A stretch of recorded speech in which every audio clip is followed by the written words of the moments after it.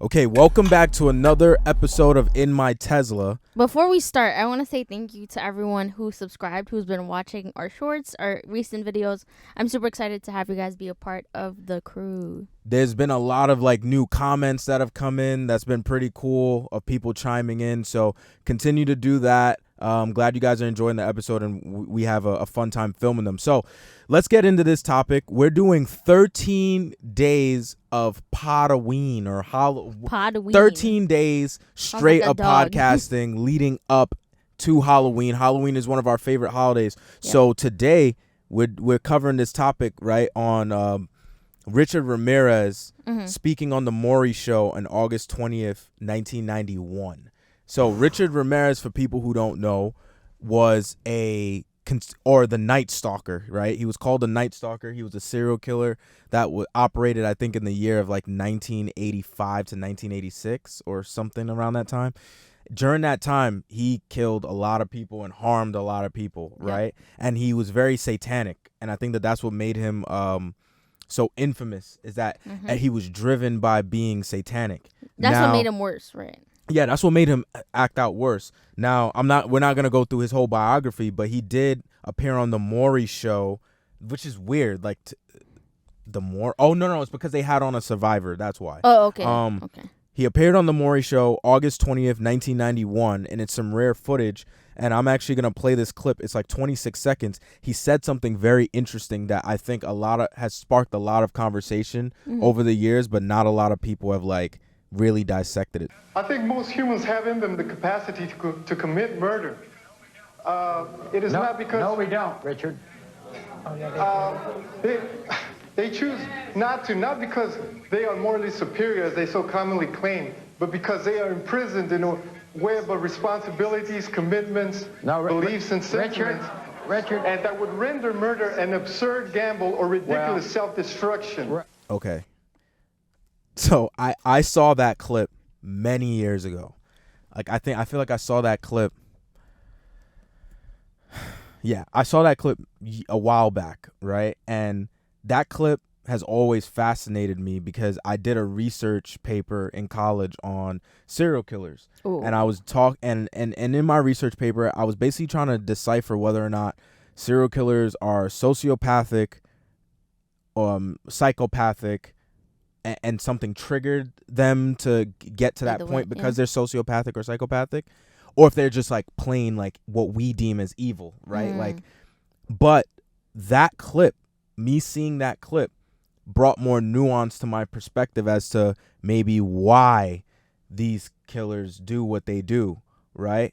Because it's going to sound weird when I reference it over, but hopefully people can follow me.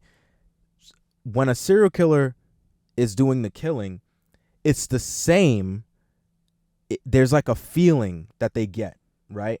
And there's a dopamine hit, kind of? Yes, there's a feeling that they get. There's dopamine that gets released.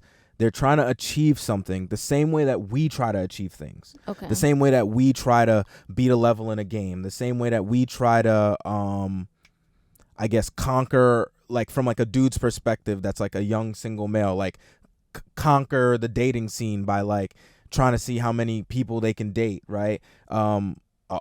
Different things like that. And essentially when you hear some of these serial killers talk, it seems like that same energy that drives us, what we deem as normal people, to do certain things drives them as well. But it's just that their activity is the killing or whatever action they do after they kill an individual. Okay. That's interesting. So when I heard this clip, my mind started racing with all these things. I definitely want to... This was your first time hearing that clip, huh? No. I have watched that. I think I watched the documentary, and then I did some more YouTube research, and then I think that clip came up. You saw the Netflix documentary that I showed you? Yes. Gotcha. Yeah, because I know you don't watch stuff like that unless I show it to you. Yeah. So you did more research after you watched that clip? Yeah, after I watched the documentary. After you watched the documentary. Okay. What do you think... So I'm deep in the web of already doing research on this type of stuff. So my take that I'm about to share might be very drastically different than yours. You're coming more from people who don't really research this type of stuff, right? So I want to hear what do you think when you hear that? When you hear what he just said in that 28-second clip? I think he's completely right, because there's a lot of people are very nuanced, very complex creatures, right? We have minds, we have souls, we have consciences, we have a bunch of things, right?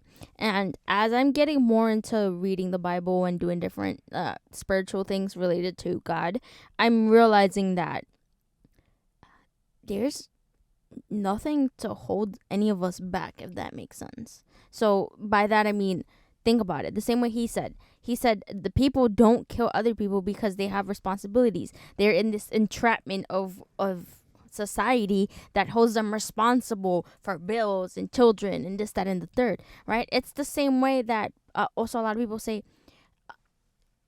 if I didn't have religion, I don't know where I would be, because it's a compass in your life.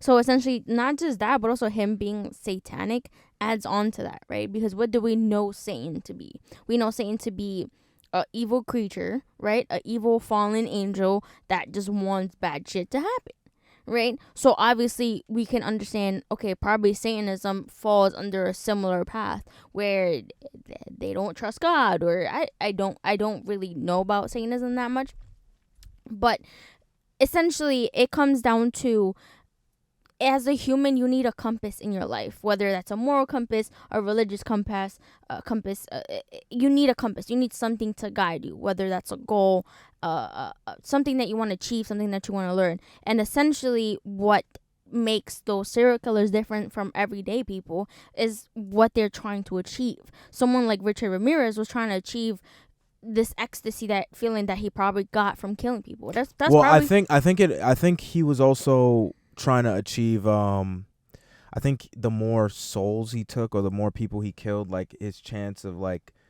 achieving whatever that Satan was telling him to achieve. Like he was, I don't know, he was also taking a lot of drugs. Not too bright up there. Exactly. Yeah. So now add on the drugs to this horrible belief that you don't have responsibility, that you don't have to do anything for anyone. Take all of that. That the drug just makes that worse. The drugs honestly just enhance everything that you already believe, or everything that you're already feeling. Yeah. So that's essentially what made him worse, was the fact that he took drugs. Not only that he believed in that, but that he took drugs that enhanced that feeling, that thought, and it didn't change it, if that makes sense. There's probably times where, I don't know, God did freaking show up to Richard Ramirez, but he didn't pay attention because he was too fucking busy. Well, I'm not too, I'm just saying, I'm not too spiritual, right? So I don't know, I don't know about that, right? But like maybe, right? Who knows? You never know. I'm always down for the questioning.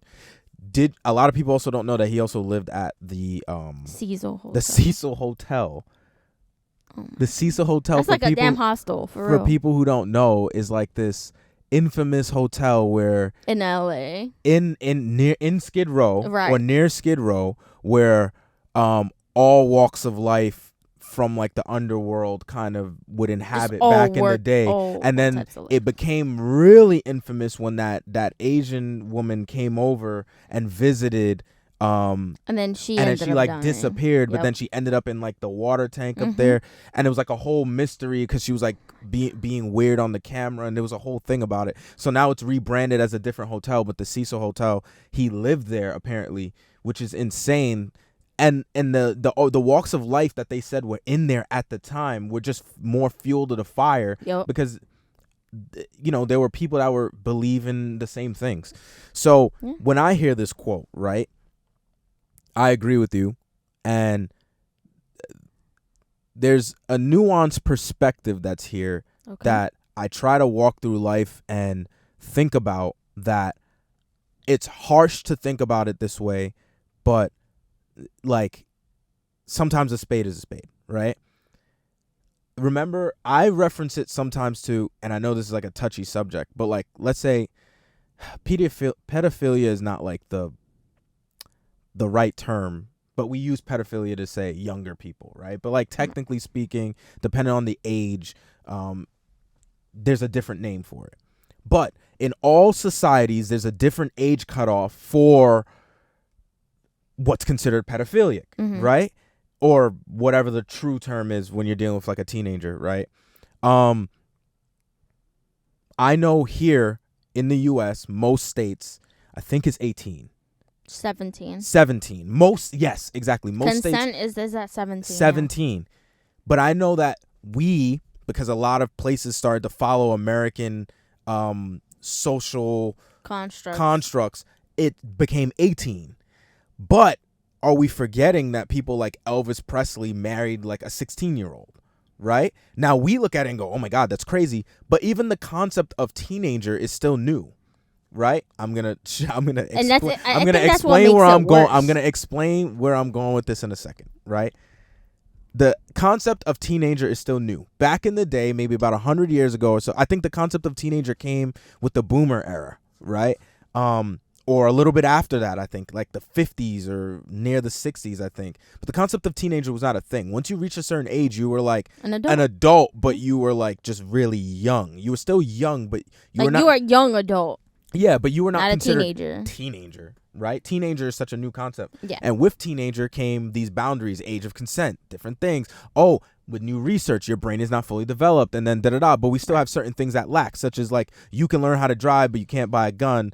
But you could buy a gun, but you can't vote. Like different things. You can vote, but you can't buy alcohol. But you can't buy alcohol. You can go to the army, but you can't buy alcohol. But you can buy cigarettes. Right. And like this is where we started to get you can't buy cigarettes. Well, here. Now in New York, it's 21 to buy cigarettes, but in most states it's still 18. Right? So like you start to reach these weird nuances, boundaries and nuances, right? So with that being said, now you have this concept where I'm going to be brutally honest, right? There's some people who, as humans, because we're so nuanced, that might like a 15-year-old. Now, here in New York, here in a couple of these states in the United States, that's deemed weird, right? But in some parts of the world, it's not, right? And it's normal, right? So it's these social constructs and these social boundaries. And I'm not saying I agree with it. I think personally, the age of consent should be 18, right? I definitely do believe that, right? Right.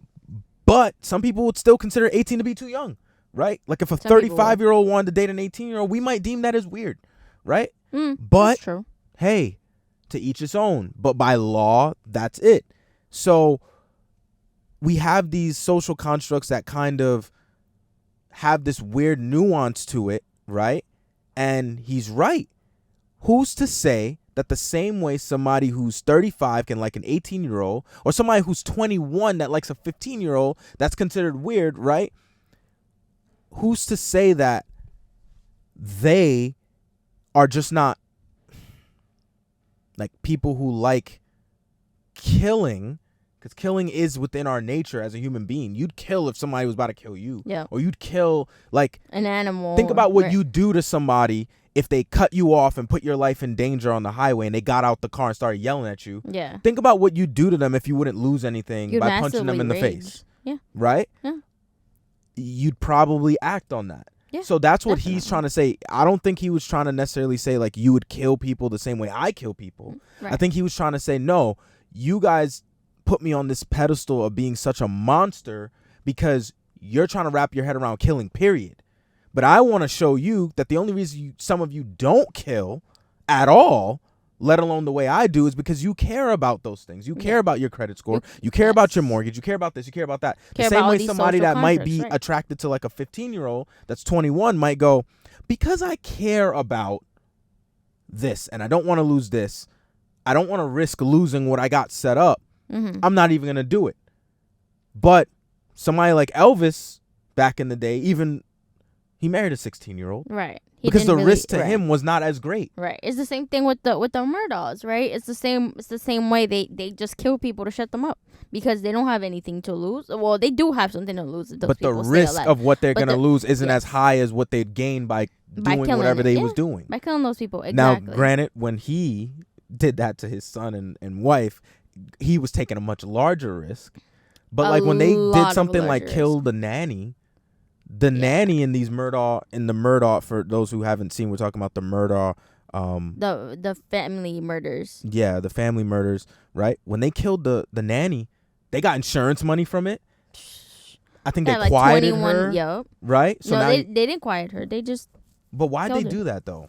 I forgot. I think the reason why was because the nanny found out, the lady found out that he was like Alex Murdaugh was a drug addict, but also the fact that he needed money because he was embezzling money for such a long time, type of thing. So now you see the upside to doing it.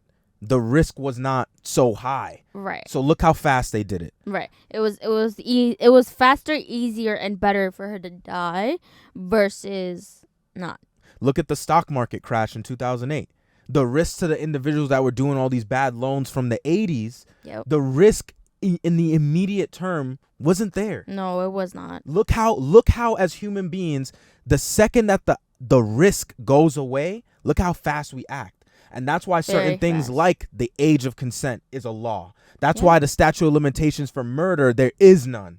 They don't care if you murdered somebody 60 years ago. You're going to jail now. Yep. You feel me? Because we caught you. Because those systems that are in place that we care about are actually meant to prevent people from doing these things because they know, hey, you don't want to lose your voting rights after you're a convicted felon. You don't want to get outcasted from society. So it's better to just not even take that risk. Yep. But he says, if you guys didn't care about some of these things like I did, you'd be doing just as bad as shit. Yep. And I totally agree because human beings, we're nuanced and we're crazy, and we don't know how crazy we can get until the risk it just isn't there anymore. Right. Like it's just it gets dampened. Well, I think it also comes down to biologically hormones and all these things. That's why they say like you shouldn't necessarily listen to your feelings, right? Because even in the Bible it says like the heart is crooked. Like you don't listen to your heart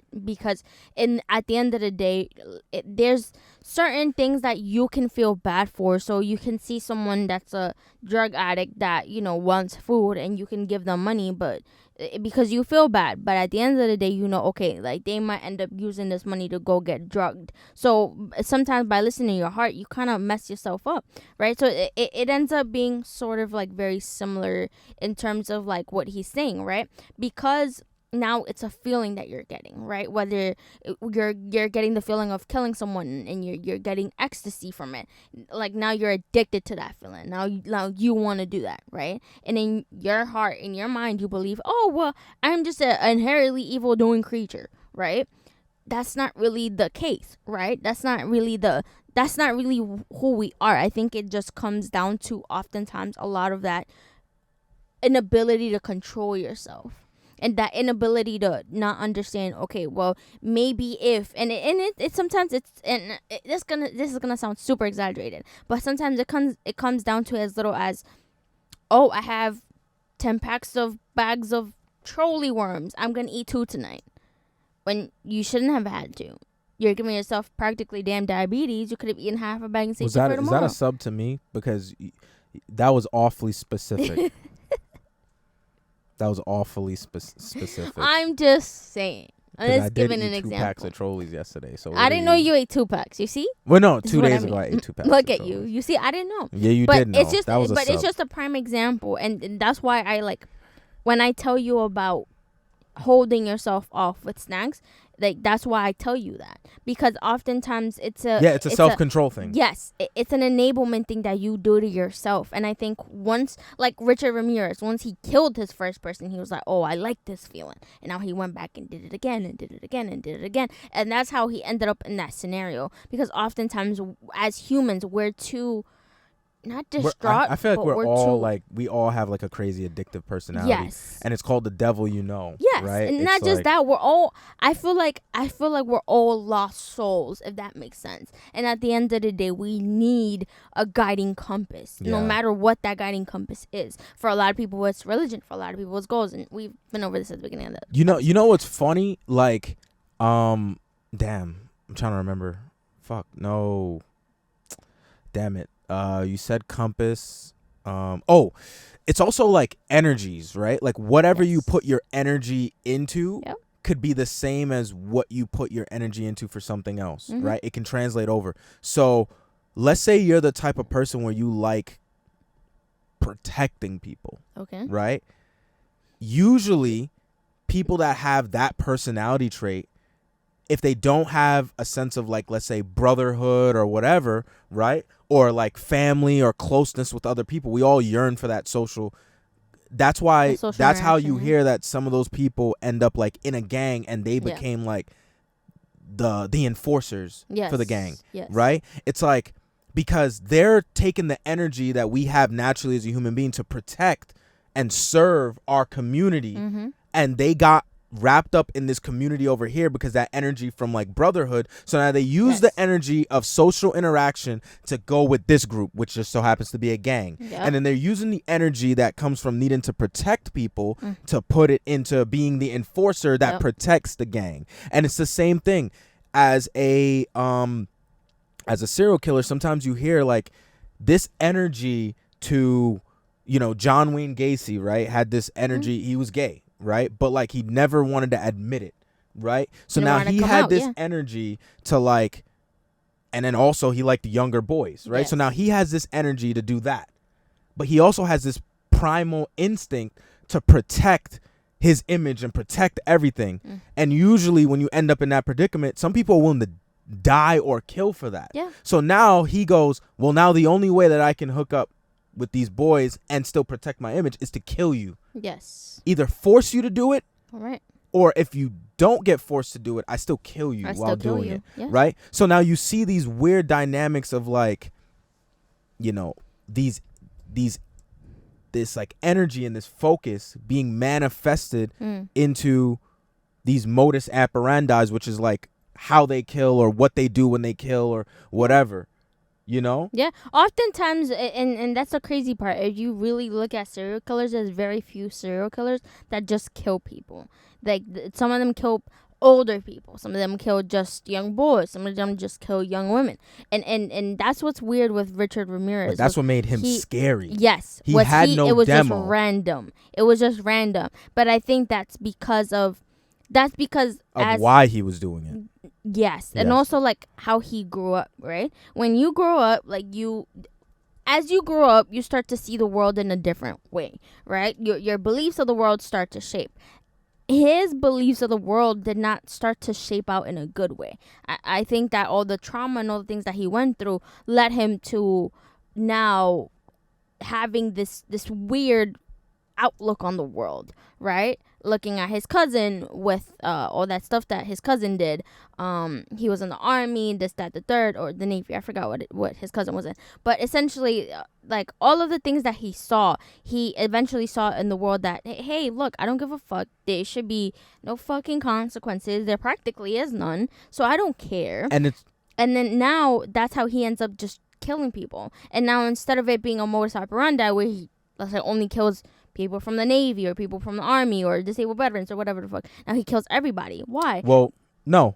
His thing that he did, if you narrow it down to a basic level, was breaking and entering and then killing you. There you go. The demo didn't matter. And I think back then at the time, it was harder because the whole concept of serial killer was still new, right? Yeah. So like they were trying to find similarities. I know with the Son of Sam, it was like brunettes, long hair. I know and then now we find out that it was not only one person, but that's a different episode that we can cover. Right. And then you have, Ted Bundy, where I think it was young college brunettes, I think it was, or blondes, or one of them, right? I think it was either or. That like resembled his ex-wife or whatever, right? So when you look at Richard Ramirez, you might not be able to find the similarities between the people that he was killing, but you can definitely find a similarity in like what he was doing. Yeah. A lot of it had to do with breaking and entering, killing in a brutal manner, scaring people, and then stealing. Yeah. Yeah. So it didn't matter what house it was, as long as he could do those things.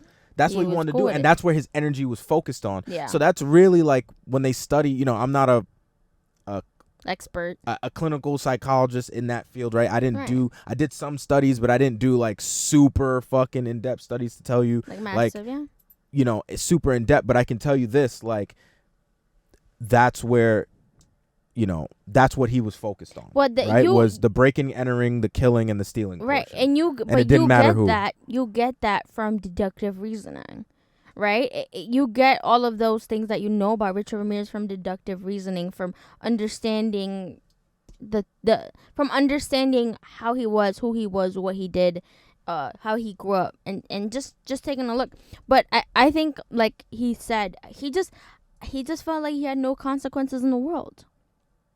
No, he knew that there were consequences. He doesn't care too much about those consequences, is what he was saying. Yeah. He was saying, I don't care about the same shit you guys care about. Yeah. That's why I'm able to do what I do. If you look, what's the reason that when you see, all right, in The Psychology of Money, right? There's a book called The Psychology of Money. Me and you listen to it. Yes. I think you also have the physical copy of it too, right? I do. In the book, in The Psychology of Money, he talks about how when people have this twisted mindset that, like, when they buy something and they have it, that, like, people will look at them and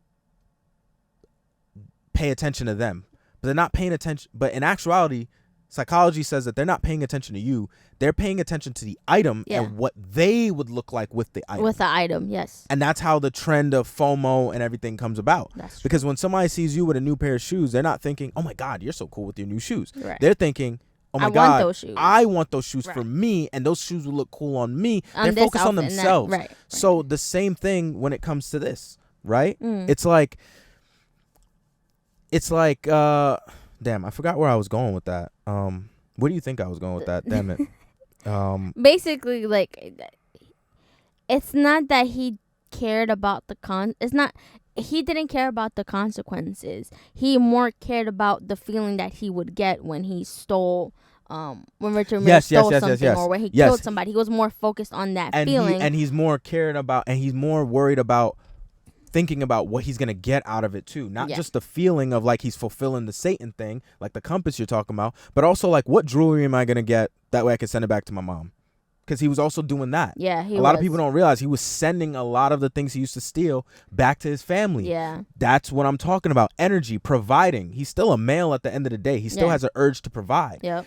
Being strung out on drugs, killing, robbing, da-da-da. At the end of the day, what did he still do? He still sent shit back to his family. Yeah. He still tried to find a way to provide.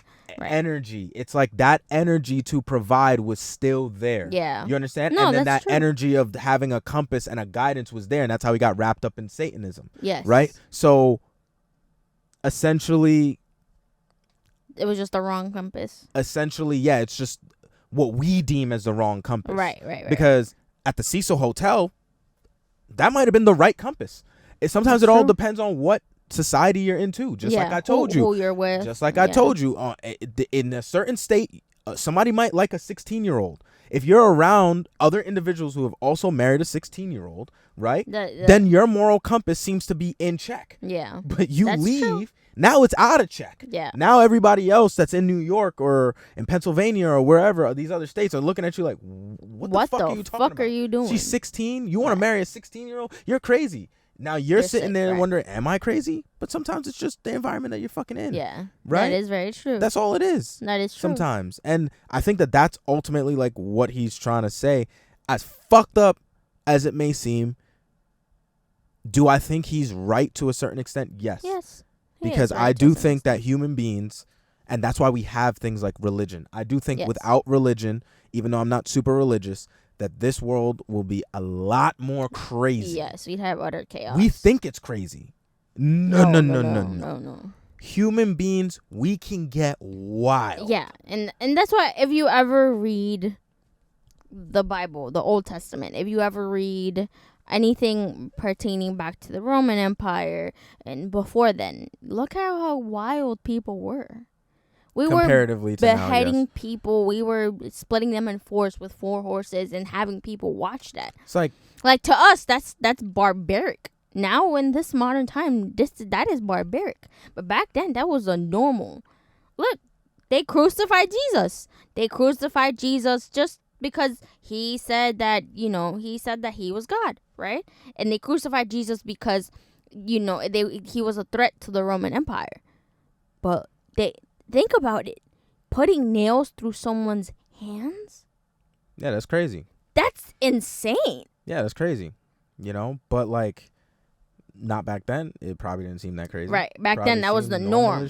That was the normal. But we don't have to do shit like that now. Yes. We don't have to make statements like that. We know better. We understand anatomy better. We understand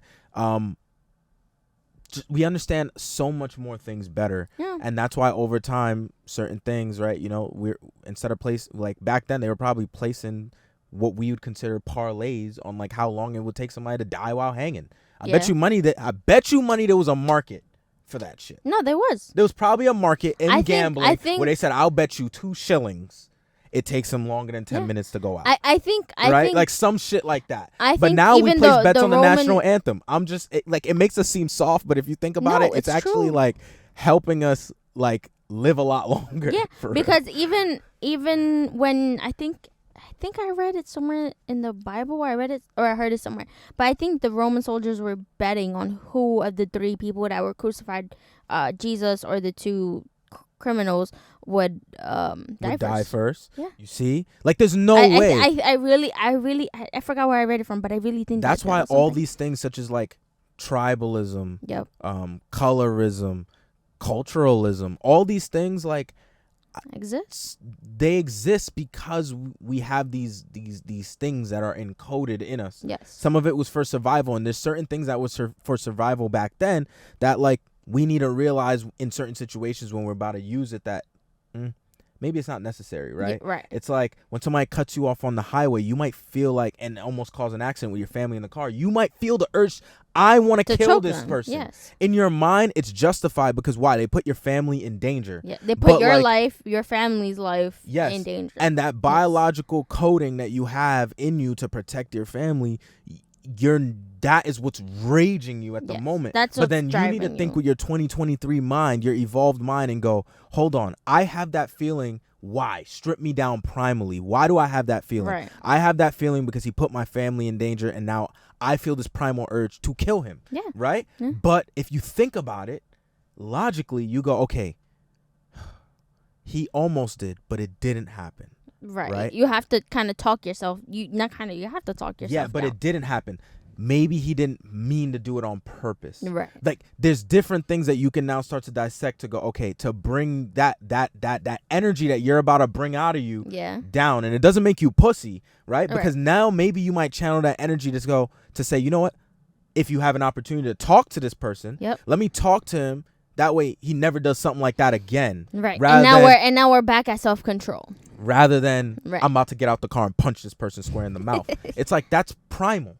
You understand? No, it is. And that's where emotional intelligence comes in. And that's why emotional intelligence is so important. If you think about it, somebody like Richard Ramirez could have probably benefited greatly from something like emotional intelligence. Yes, he could have. Greatly. Maybe at a younger age. Maybe that would have changed his life. Who knows? Yeah, but he also got exposed to like a lot of to some crazy shit. Like I know he witnessed his uncle who came back from the Vietnam War. His uncle used to show him like pictures of how they used to like rape and kill the women that was in Vietnam, and then he killed his uncle. I think his uncle or his cousin, I forgot, killed his wife right in front of Richard Ramirez with an argument. They argued about something. He just went in the room, got a gun, and like literally just shot her. Oh my God. Killed her type shit. And like that whole shit, So like brain development and all that stuff also plays a point. Things, but like I think conversations like this are important to have because it helps us understand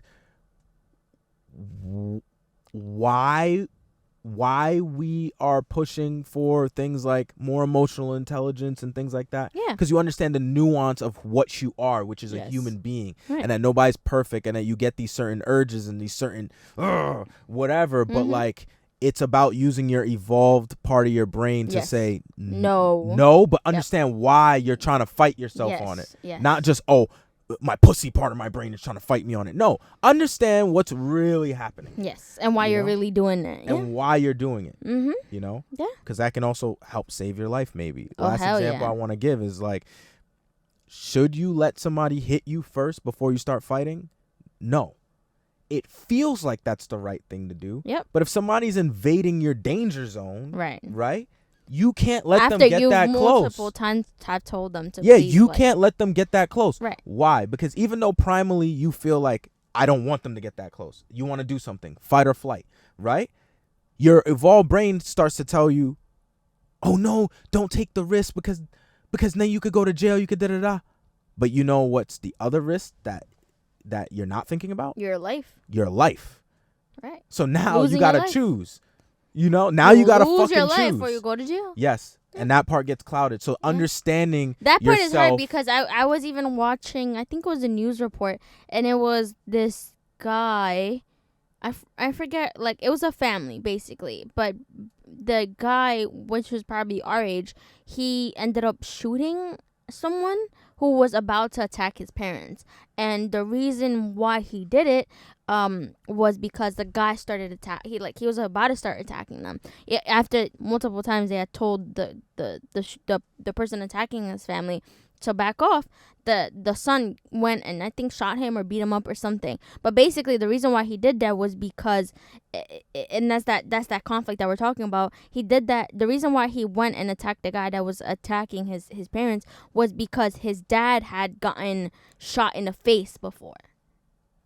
Wow, so look, and ever since that day he was like, if some like if I see anyone ever like threatening coming at my parents, it's on. Like I'm on your ass. You see, so it's interesting like battle and debate, because even like when the police saw the footage of what actually happened, they let the son go because of the nuance of the situation. Yeah, you understand? Yeah. So, yeah, this is an interesting topic. I figured I didn't think we'd go that deep into it, but like I don't know. I've always wanted to talk about that clip, and this is the first time I got a chance to talk about it. So. Yeah, if you enjoyed this episode, like and subscribe on YouTube. And if you're listening on Spotify, share it with your friends. Till next time, take care. Bye.